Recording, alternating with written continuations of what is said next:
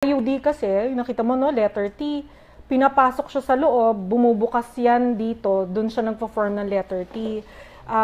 Hindi niya pinapag-meet ang sperm at ang egg, kaya hindi ka nagbubuntis. No? Posibilidad rin naman, kasi hindi naman lahat dok 100%. So ito, posibilidad rin siya na mahulog, kaya you make sure na regular ang check-up mo. Kasi tinitingnan ng via ultrasound yan, kung maganda yung posisyon ng IUD. Kasi pag yan nahulog, pwede ka pa rin mabuntis. So, hindi siya 100%. Paano nilalagay itong IUD sa loob?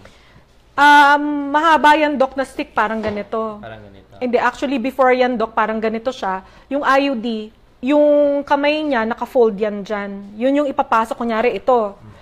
Pag ito pinasok sa loob, papasok yan sa loob ng cervix, papasok dito. Pag nabunggo niya dito, may clicker po dun sa may dulo, tsaka siya bubukas ng ganito. Mag-open yung kamay. Ganito yung magiging itsura niya dito sa loob ng mattress. Dito siya naka-letter T. Safe ba ang IUD? Safe naman siya kung tama ang pagkakalagay. Okay. May string naman siyang na nakalawet sa loob ng puwerta na if sa aming mga doktor, magiging madali lang siyang tanggalin. Pero, syempre, dahil mechanical device siya, posible siyang magkaroon ka ng high risk for STD pag hindi ka maingat sa partner. Paano yung check-up every year? Pwede pa ba magpa-pap smear kahit may IUD? Dapat lang kahit anong contraceptive, Doc. Kahit anong contraceptive, even IUD na intrauterine device nga siya, dapat pa din na magpa-pap smear ka once a month. Pero kung ilan ang partner mo, kailangan mas maging regular ang pap smear mo. At least every 3 to 4 months, dapat nagpapa-pap smear. Bakit kailangan ganun kadalas? Kung ilan po ang naging partner. Kung kunyari, hindi ka monogamous, may mga tao na... Kailangan mas madalas ang pap smear? Kailangan mas madalas ang mga pap smear. Para mahanap kung may infection? Opo. Hindi lang infection, posibilidad nga na makapasok mga intraepithelial lesion, yung mga posibilidad na pwedeng mag-cervical cancer. Tinataasan po namin ang dami ng pap smear every year. So, ang maraming questions sa kababayan natin, yung Sa pills, pills po. ano daw yung pag-inom, ano yung tamang pag-inom, at ano yung nagiging side effect pa o wala namang connection? Ang pills, iba-iba. Okay. Lahat may side effect. May mga pasyente lang na very sensitive. Lahat ng side effect pwede nila nararamdaman, pati pagtaba. Pero kailangan mo matanong sa doktor mo kasi may mga pills din na hindi nakakataba. May mga pills na 28 days, lalo na yung puro progesterone lang or progestin. Yun binibigay namin kasi pwede siya sa nagbe-breastfeeding or may high blood, may diabetes. Yun yung progestin na 28-day pill ang binibigay namin. Ano kailangan malaman ng kababayan natin pagdating sa pills? Meron ba silang choice? Ano yung sasabihin nila sa doktor na gusto kong ganito lang yung pills ko, mas safe, o magbubuntis ako, o hindi? Definitely, pag nag-pills ka, kasi gusto mo na hindi magbuntis, isa yon. Hindi magbuntis, mag-regular ang menses mo. Ang tanong dyan, nagbe-breastfeed ka ba? Pag hindi ka nagbe-breastfeed, definitely yung bibigay namin sa yung mens, yung nagme-mens ka. Yung pills, kasi ang pills, 21 days or 24 days, after nun may rest period kung kailan na nagme-mens ka. Ang importante lang kasi, may nabasa akong isang comment na takot ako sa kanya sa pag-inom ng pills kasi pag nandyan yung partner niya, inom siya 5 tableta, 5 araw.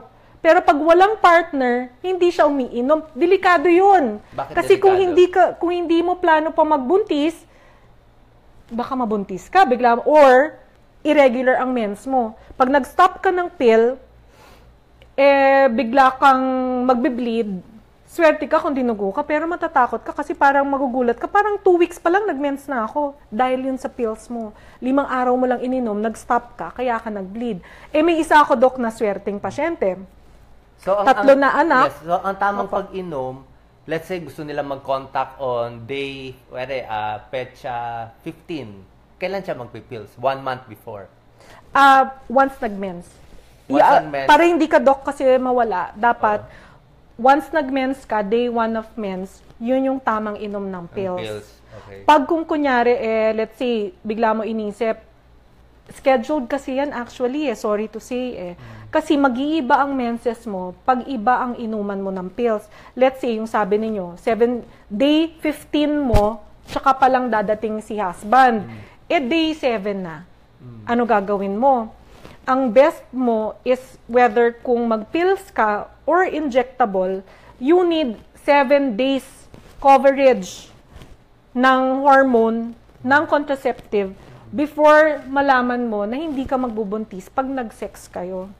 Nakuha niyo ako? Pero kung short lang, let's say, 2 days from now, dadating, tsaka mong pinag-isipan mag-pills, huwag ka magulat na mabuntis ka.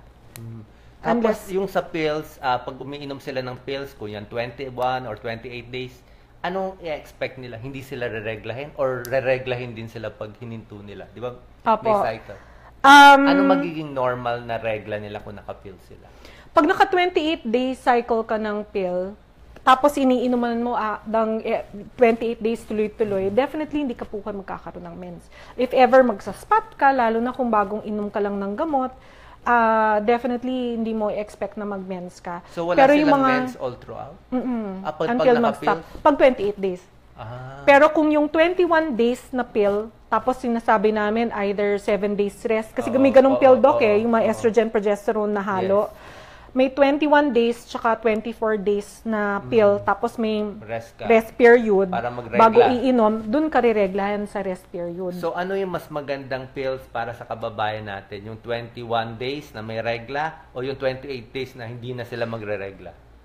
Depende po yun sa gusto po ng pasyente. Usually tinatanong ko, kasi doc yung iba, takot na pag hindi daw dinatnan, nabubulok yung dugo sa loob. Okay. So, takot sila mag-inom, lalo na yung mga injectable. May mga takot na mag-injectable or mag-28-day pill kasi akala nila nabubulok or naiipon yung dugo, kaya daw lalaki puso nila, etc.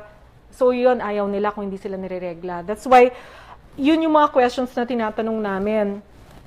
Nagbe-breastfeeding ka ba? Kung hindi ka nagbe-breastfeeding, ang bibigay namin sa yung pill, yung nireregla ka. Ayaw mo bang tumaba? Minsan, ang feeling ng babae, nagiging bloated. Opo. Pero may mga pasyente ako, kinay-say yung, kanya, let's say, cyproterone acetate, na may ethinyl, na may estrogen. Pwede ba sabihin yung brand? Sige, okay. Ang usual brand kasi ng cyproterone is Diane, or yung lower cost, which is Althea. Binibigay ko rin naman siya, doc. But the thing is, may patients ako na tumataba daw. Yung iba naman pasyente, hindi naman nagigain ng weight. So, okay lang sa Dayan.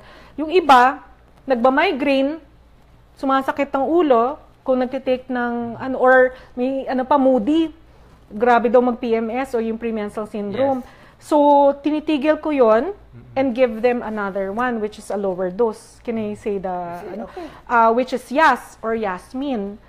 Yun naman kasi, ang usual kasi dyan is the estrogen. Ethinyl estradiol, pinakamababa siya sa Yas, saka sa Yasmin. Yun yung 24 days. Meron daw pampakinis ng balat. Yung mga sinabi ko, pampakinis po yun ng balat. Paano kikinis pag iinom ng pills? Kikinis ang balat? Opo. Bakit? Because of the hormonal content. May, po siya, like yung sa Yas, drospirenone Paano content. kikinis? Matatanggal ang pimples? Opo. Pero syempre, iisipin mo rin doon, yan na naman ako, diet na naman. Kung ang dieta mo, puro peanuts, puro oily, fried food. Naku, nagcho-chocolate ka pa at hindi ka umiinom ng tubig. With mega smoking ka pa, etc. Huwag mo na muna mag-pills. Pag-isipan mo muna ang diet mo. Sino ang medyo kailangan mag-ingat sa pills? Alam ko yung mga may breast cyst, may cervical, may high blood. Sino yung mga parang hindi mo bibigyan ng pills? Well, marami po kasi akong tinitingnan ko muna po yung kabuuan ng tao. Okay.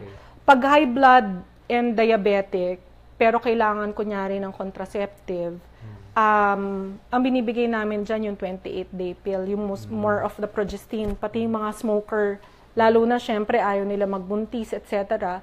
More of the progestin pill, yung mga breastfeeding Fendi pill, mga Daphne, yung mga ganyan, yung mga linestrenol, yun. Pero pag kung kunyari, sa breast cyst naman, we try to lower down yung sa estrogen content na binibigay namin. But ang mga gyne-onco, ang usual nila dyan is more of the condoms.